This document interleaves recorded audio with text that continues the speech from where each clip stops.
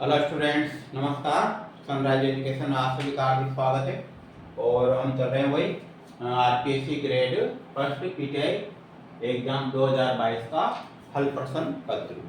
तो अभी तक हमने जो है 90 तक कर लेते, हालांकि ये भी करवा देते एक दिन, लेकिन थोड़ा सा इसमें क्या है, मतलब वो इसमें थोड़ी प्रॉब्लम थी और वीडियो भी क्लियर नहीं आ रहा था, इसलिए इसको दोबारा रिपीट कर रहे हैं। तो इसमें चलते हैं हम। मैंने पहले बताया था 91 और जो 92 नंबर के जो क्वेश्चन थे उनको डिलीट किया गया था, मतलब इन दोनों में उत्तर नहीं थे, लेकिन फिर भी मैं आपको बता देता हूँ इसका। तो देखिए 91 में था, संधि की कोणीय गति को इस नाम से भी जाना जाता है। संधि की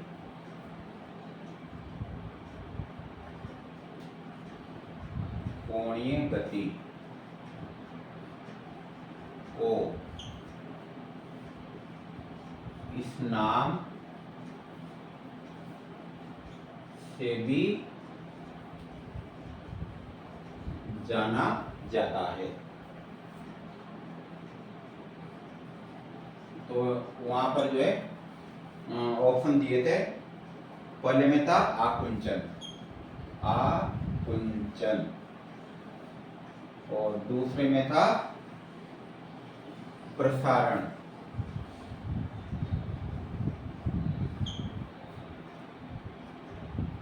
तीसरा था वर्तन, वर्तन, और फोर्थ में था पर्यावर्तन।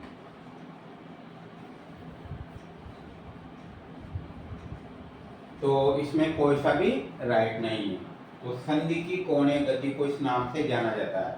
तो संधियों में जो कोणीय गति होती है ना, तो इसमें रियल में क्या था, मतलब उदाहरण पूछे जाते हैं इसमें। तो इसमें जो प्रमुख जो कोणीय गति होती है ना संधियों में, तो वो था हिंज संधि,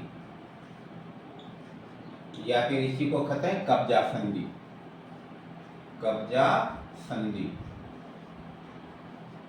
तो इनमें क्या होती है, मतलब हिंज संधि में और कब्जा जो संधि होती है उसमें जो गति होती है वो क्या होती है, कोणीय गति होती है। ये तो इसके रूप में पूछा जाना था, लेकिन ये इसमें कोई सा उत्तर नहीं था। उसी प्रकार से 92 नंबर पे आप याद रखना कि जो कोणीय गति होती है ना इस संधि में होती है। ये पहले मतलब इसकी स्टडी करा चुका मैं, क्योंकि फिर एक एक का जैसे फोन लगे तो फिर पेपर ही क्या पीछे छूट जाएगा काफी, टाइम भी ज़्यादा लगता है। तो जितना हो सके ना उतना सा मतलब हमारा काम चल जाए और हमारी को जानकारी हो जाए किस प्रकार से पेपर आया था। इसके बाद 92 में था, निम्नलिखित में से कौन सी अवधारणा, निम्न में से कौन सी अवधारणा, कौन सी अवधारणा आधुनिक शारीरिक शिक्षा, आधुनिक शारीरिक शिक्षा, आधुनिक शारीरिक शिक्षा की वास्तविक प्रकृति दर्शाती है, कि वास्तविक प्रकृति दर्शाती है, दर्शाती है। तो इसको भी डिलीट किया गया था, इसमें भी कोई सा उत्तर नहीं था। देख लेना क्या लिखा था इसमें, इसमें लिखा था गति का विज्ञान,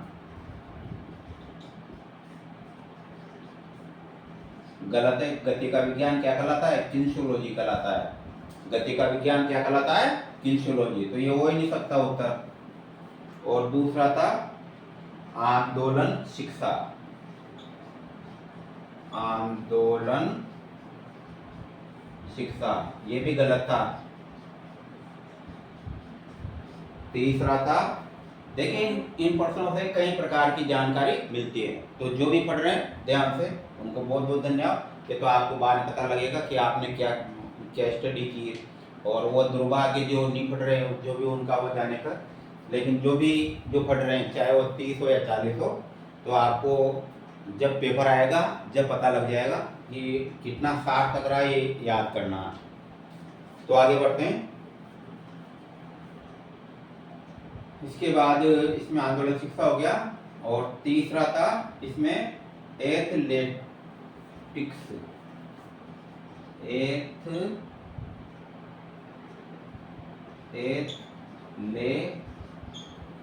एक शब्द है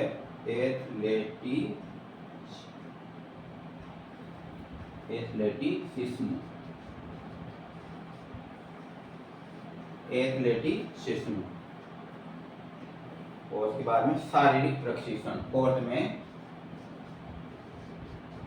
शारीरिक प्रशिक्षण।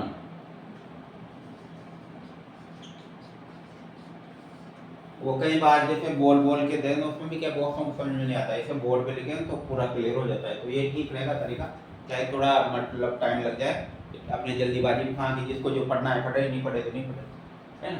तो आगे गति का विज्ञान, आंदोलन शिक्षा, एथलेटिसिज्म और शारीरिक परिश्रम। तो इसमें से कोई सा राइट नहीं था, तो इसलिए डिलीट किया गया था। इसमें जो मतलब राइट है रियल में, तो इसमें है मतलब जो जिसको सही उत्तर माना जा सकता है प्रकार से। तो ये समग्र शिक्षा, आधुनिक जो अवधारणा है शारीरिक शिक्षा की, वो किस पर ज्यादातर जोर देती है? समग्र शिक्षा पर। इसका जो उत्तर था मेन, वो क्या था? समग्र शिक्षा।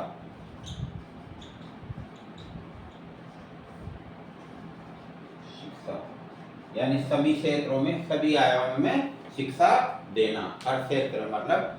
तो इसलिए आपने देखा होगा ना, भारत सरकार ने अभी जो नया पाठ्यक्रम लागू होगा उसमें इसको एक तरह से मतलब ओपनल सब्जेक्ट के रूप में इसको लिया जा सकता है, मतलब 11वीं 12वीं से इसको, इसलिए ये क्या समग्र शिक्षा के अंतर्गत है, मतलब बहुआयामी बनाया जाएगा इसको आने वाले समय में।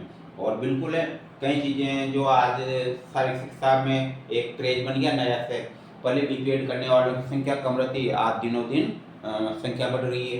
हालांकि राजस्थान में बीपीएड का जो करते हैं डिग्री बहुत कॉस्टली पड़ती है, इसलिए बहुत से क्या करते हैं मध्य प्रदेश से यूपी से करके आ रहे हैं। लेकिन उनमें थोड़ी सी यही है कि वहाँ का जो कॉलेज है वो मान्यता प्राप्त एक नहीं है, तो जो भी कर रहे हैं पूरी जानकारी करके करते होंगे, नहीं तो फिर बाद में जो आपने देखा होगा अभी जो पहले की वैकेंसियों में जिन्होंने फार्म भरे थे न जाने कितने पिटाइयों को बाहर निकाल दिया गया, बदनामी होती है जो अलग है।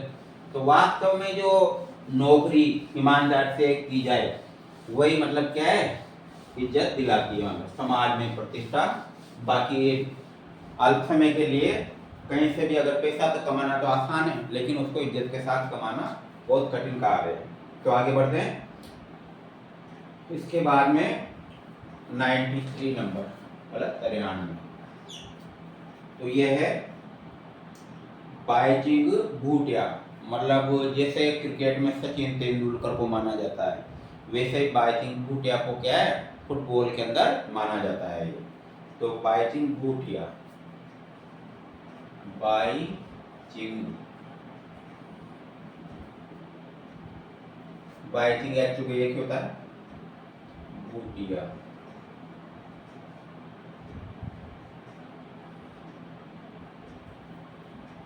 भूटिया के नाम वाला, के नाम वाला फुटबॉल स्टेडियम स्थित है। फुटबॉल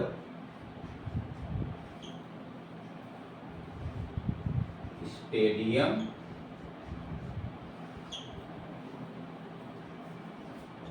स्थित है। तो ये सिक्किम के अंदर है, हालांकि ये पहले भी बता दिया था मैंने।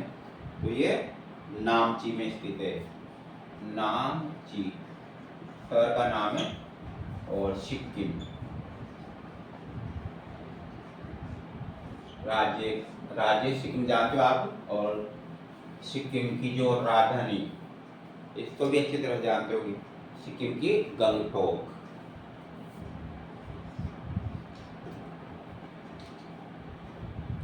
इसके बाद में 94 में निम्न में से कौन सी विटामिन पानी में घुलनशील है?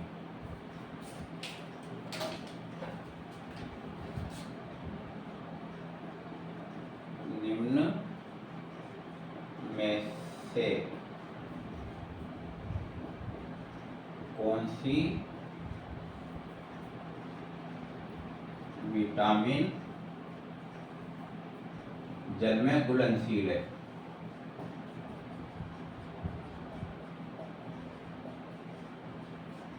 घुलनशील है। इसमें देखना, पहले में दिया है डी एवं के।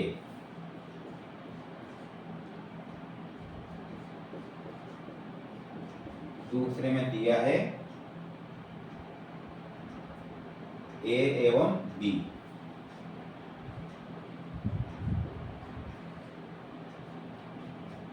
तीसरे में दिया है B2 एवं B5, B2 एवं B5। और फोर्थ में दिया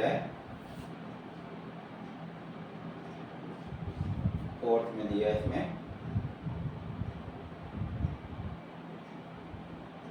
C एवं B।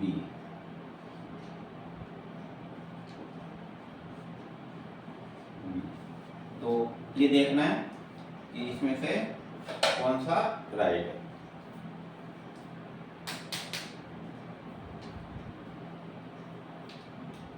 तो देखिए, इनमें चाहिए एक क्वेश्चन है, लेकिन बहुत सारे मतलब क्वेश्चन क्लियर हो जाते हैं।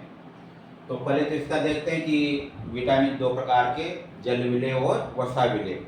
जो जल में घुलनशील हो जाते हैं वह जल विलेय, और जो वसा में घुलनशील हो जाते हैं वह वसा विलेय। तो इसमें से हम देखते हैं, जैसे ये वाला समूह, ये वाला हो नहीं सकता, क्योंकि डी में क्या आ जाते हैं? स्टेरॉइड, तेलीय पदार्थ, विटामिन डी।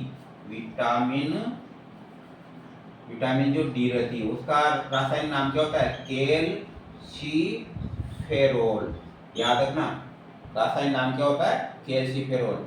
ये किसमें पाया जाता है? तेलीय पदार्थों में, जैसे मूंगफली का तेल है, सोयाबीन, सरसों, जितना भी जो तेलीय पदार्थ है सब में क्या है? विटामिन डी पाया जाता है। लेकिन सबसे ज्यादा मात्रा में किसमें होता है? ये ऑलिव जो रहता है जैतून का तेल, उसमें सबसे ज्यादा विटामिन डी पाया जाता है। इसलिए आपने देखा होगा छोटे बच्चों के जो होते हैं ना, उनके जैतून के तेल की क्या करते हैं? मालिश की जाती है। तो कैल्सीफेरोल है। और ये होता है ये विटामिन के। तो इसका मतलब नेफ्थाक्विनोन, विटामिन जो होता है ना वह नेफ्थाक्विनोन में आता है। तो दो नाम हो गए, कैल्सीफेरोल, नेफ्थाक्विनोन। विटामिन ए का रेटिनॉल। याद रखना रासायनिक नाम रेटिनॉल इसका नाम होता है। और जो बी है वो बी कॉम्प्लेक्स है, बी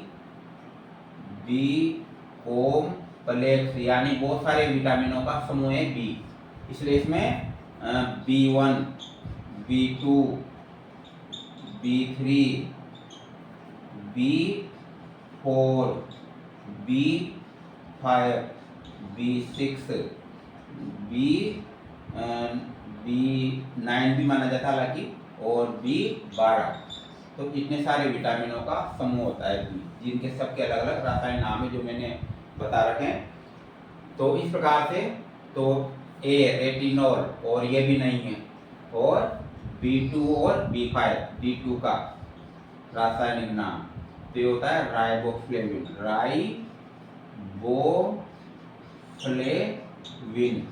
राइबोफ्लेविन, राइबोफ्लेविन। और उसका पैंथोनिक एसिड, पैंथोनिक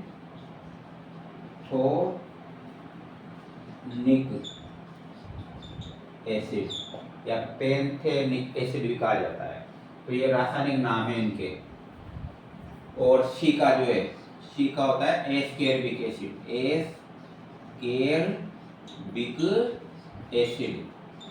एस्केर्बिक एसिड। तो इनकी जैसे विटामिन डी की कमी से तो रिकेट्स रोग हो जाता है, इसकी जो कमी से वो क्या है? खून की कमी हो जाती है। इसकी कमी से मतलब आंखों की जो रोशनी है वो कम हो जाती है, यानी जिसको कहते हैं रतौंधी नामक रोग हो जाता है। विटामिन बी कॉम्प्लेक्स जो है ना वो बेरी बेरी रोग होता है ज़्यादातर जो है ना, जिससे विटामिन सामान्य से सम माना जाए ना, तो बेरी यानी भूख का कम लगना, भूख का कम लगना। बाकी इन सब के अलग अलग सेपरेट कार्य होता है। सीख से होता है स्कर्वी रोग, दांत और जो मसूड़े हैं उनसे खून आना, एक तरह से पायरिया होता है ना उस टाइप से। तो विटामिन सी। तो मेन अपना क्वेश्चन कौन सा था कि निम्न में से कौन सी विटामिन जल में घुलनशील, तो इसका उत्तर था ये वाला 4, सी एवं जो बी है ना वो जल में घुलनशील है। इस प्रकार से ये था क्वेश्चन।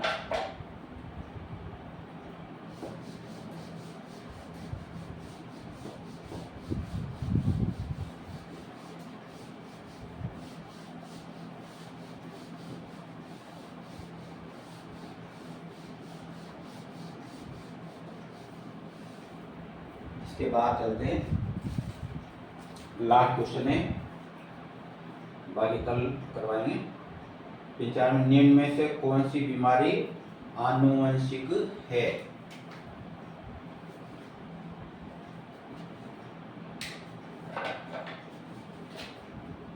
निम्न में से कौन सी, निम्न में आ गए, निम्न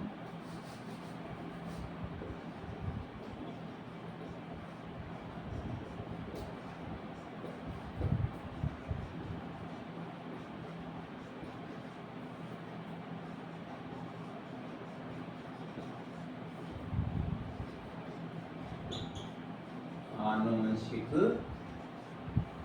है।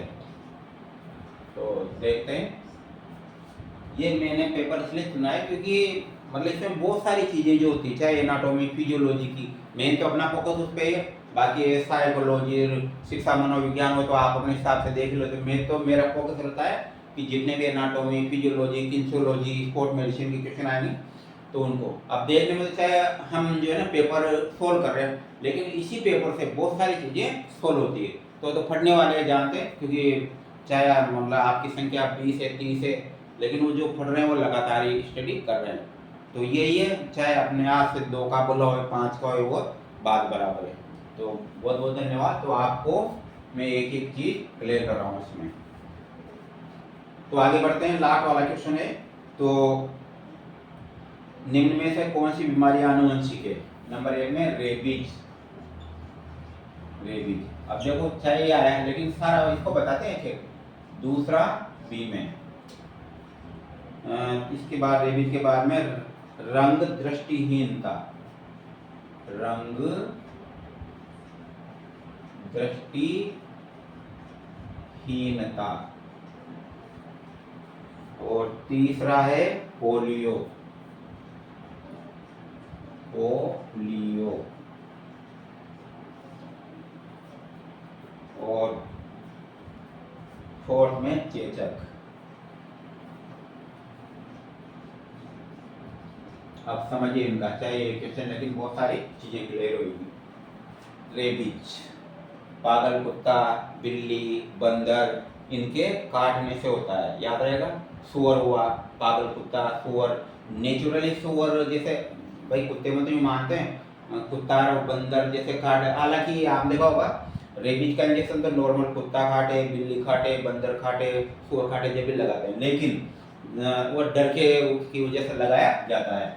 लेकिन रेबीज जो होता है रियल में, तो ये किसके काटने से होता है? कोई भी पागल कुत्ता, बंदर, बिल्ली, कोई भी जानवर हो।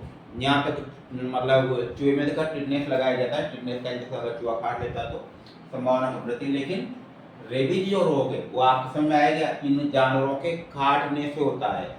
लेकिन कौन सा रोग है? वायरस जनित रोग है, वायरस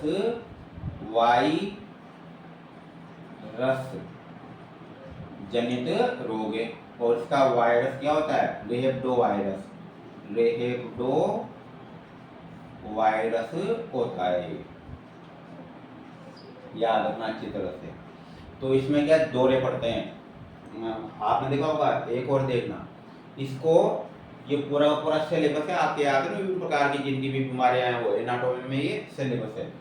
तो रियल में क्या होता है? रेबीज जो रोग होता है, तो पहले से तो इसका उपचार है, जैसे पागल कुत्ते ने काट लिया तो 4 इंजेक्शन लगाए जाते हैं। पहले 16 होते थे, 14 इंजेक्शन लगते हैं, 16 लगते हैं। आजकल 4 इंजेक्शन लगाए जाते हैं। पहले तो जो 14 इंजेक्शन का था ना, ये उधर भाग में लगाए जाते थे। आजकल यहाँ पर है ना, ये वाला खंदा वाला भाग यहाँ पर ही लगाए जाते हैं। ये तो ये तंत्रिकीय रोग है, याद रखना। ये किसको प्रभावित करता है? ये वायरस तंत्रिका तंत्र को प्रभावित करता है। इससे तंत्रिका मतलब एक तरफ से अकड़ जाती है और पेशियों पर नियंत्रण नहीं होता और गर्दन एक तरफ घूम जाती है, मुंह से झाग आने लगते हैं। इस प्रकार के सिम्टम्स होते हैं इसमें। तो रेबडो जो वायरस है ये इन जानवरों की लार में पाया जाता है। जो ये जानवर काटते हैं तो ये वायरस जो होता है वो ब्लड में मिल जाता है और ब्लड के माध्यम से फिर तंत्रिका तंत्र में पहुंच जाता है और तंत्रिका तंत्र को फिर क्या है, डैमेज कर देता है, जिसके कारण फिर दौरे पड़ते हैं। एक और देखना, जो रोगी होता है वो द्रव पदार्थ के पीते समय या द्रव मतलब जैसे पानी के किनारे जाते समय कोई बावड़ी या नदी में, तो उसके और ज़्यादा दौरे पड़ते हैं। जैसे पानी पिएगा जो गिलास भर के, तो जैसे ये गिलास भर के पानी पी रहा है ना, तो पानी पिलाओगे तो यूं यूं यूं करता है जैसे वो, तो क्या होगा उसमें बहुत सारे छोटे छोटे उसको एक मानसिक स्थिति हो जाती है। रियल में सा नहीं होता होगा, लेकिन फिर भी जो है ना, मतलब जैसे मतलब थोड़ी मैंने जानकारी करी, तो जो भी जैसे पीता है तो उसमें बहुत सारी छोटे छोटे उसको मनोस्थिति ऐसी हो जाती है कि बहुत सारे छोटे छोटे कुत्ते, जैसे नदी के किनारे गए तो नदी में बहुत सारे छोटे छोटे कुत्ते उसको मुंह फाड़े अपनी तरफ दौड़ते हुए दिखाई देंगे। इसलिए वो झटके के साथ क्या है, जो पानी से दूर भागता है या दौरा पड़ जाता है, मतलब डर की वजह से मुंह में झाग आ जाते हैं, दांत बिछ जाते हैं, या गिलास को भी झटके के साथ फेंक देता है। इस प्रकार से। और उपचार के रूप में पहले से तो उपचार है, फिर परमानेंट उपचार है। अगर इंजेक्शन लगे तो फिर नहीं होगा, मतलब तो ये पक्का है इसका। इस प्रकार से दृष्टिहीनता, पहले इसको चल लेते हैं, बाद में लेंगे। समझिए मतलब निम्न में से कौन सी बीमारियां आनुवंशिक है? पोलियो रोग, ये भी जो तंत्रिका तंत्र को प्रभावित करता है और वही मांसपेशियों से संबंधित है। इसमें जो है ना, तंत्रिका तंत्र डैमेज होने के कारण मांसपेशियों पे ब्लड सर्कुलेशन, रक्त वाहिनियां रक्त नहीं पहुंचा पाती है, इसलिए इसमें कोई सा भी है ना शारीरिक अंग अपंग हो जाता है। इसमें तो मृत्यु हो ही जाती है, इसमें मृत्यु नहीं होती है, इसमें अपंगता आ जाती है पैर में, हाथ में, एक साइड पे। तो इसका जो रोगजनक है वो होता है पोलियो माइलिटीज।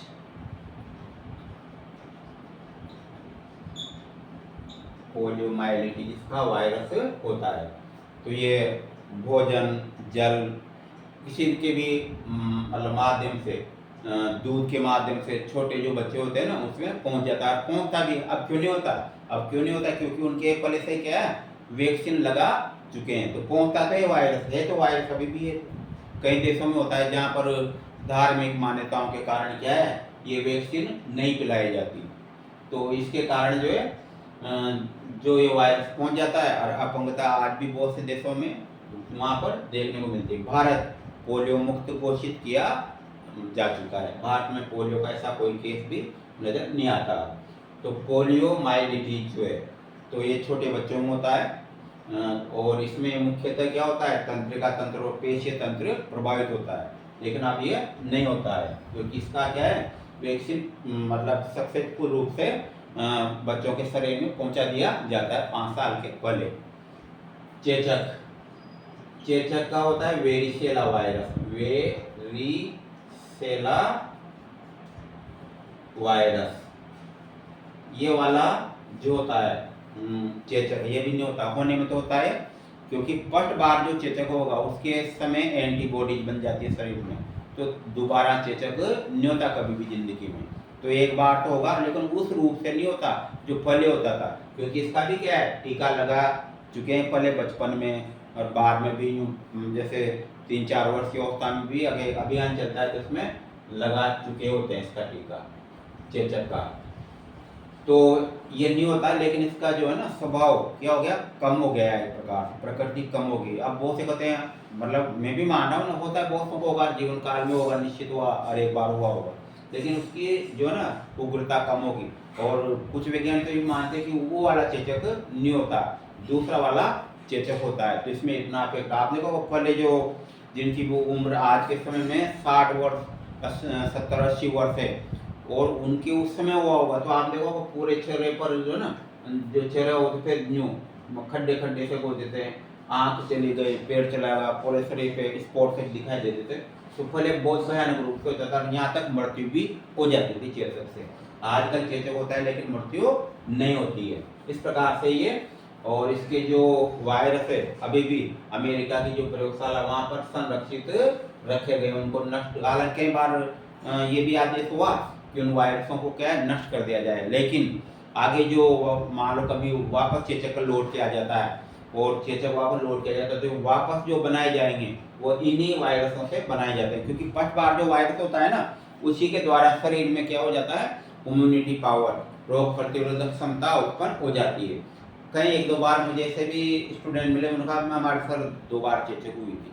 तो चेचक 2 बार हुई थी तो वो वाली चेचक तो नहीं हुई, फर्स्ट बार में होता है मान लेते हैं, लेकिन दोबारा दूसरे जैसे कई रूप में भी ये मानी जाती है, तो वो वाली चेचक होती है, तो वो वाला उग्र रूप अब देखने को नहीं मिलता है। इस प्रकार से ये थी। तो ये बहुत सारी जानकारी मिली आपको आज, और इसके बाद में दृष्टि, ये वाला ये राइट है, इसमें आनुवंशिक बीमारी जो एक पीढ़ी से दूसरी पीढ़ी में जाती है, और इसी का नाम जो है वर्णांधता भी कहते हैं इसको, वर्णांधता, वर्णांधता कहा जाता है इस रोग को। इसमें क्या होता है, इसमें रोगी जो होता है वो लाल और हरा रंग नहीं पहचान पाता, लाल व हरा रंग नहीं पहचान पाता, यानी इसमें विभेद नहीं कर पाता है, इसलिए नाम है रंग दृष्टिहीनता। और रंग तो पहचान सकता है, लेकिन मेन जो है लाल और हरा रंग नहीं पहचान पाता। तो 2 नौकरी यानी सर्विस ऐसी होती है, तो जिनमें आंखों का टेस्ट, आपने देखा हो जैसे टीचर बने, पीटीआई बने, तो आपने मतलब आंखों का टेस्ट नहीं करते हैं, फिटनेस करते हैं, मेडिकल टेस्ट होता है, वो भी फॉर्मेलिटी होती है एक तरह से।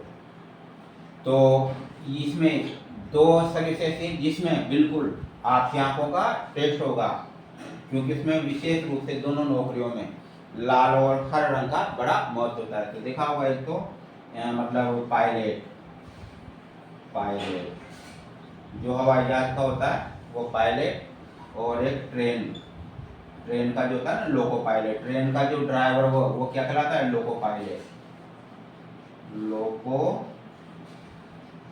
पायलट ये। और यहाँ तक इसके जो रहते हैं जैसे टीटी रहते हैं, और इसके भी जो जितने भी क्रू मेंबर रहते हैं मतलब हवाई जहाज के, उनका सब में क्या टेस्ट होता है, लाल व हरा।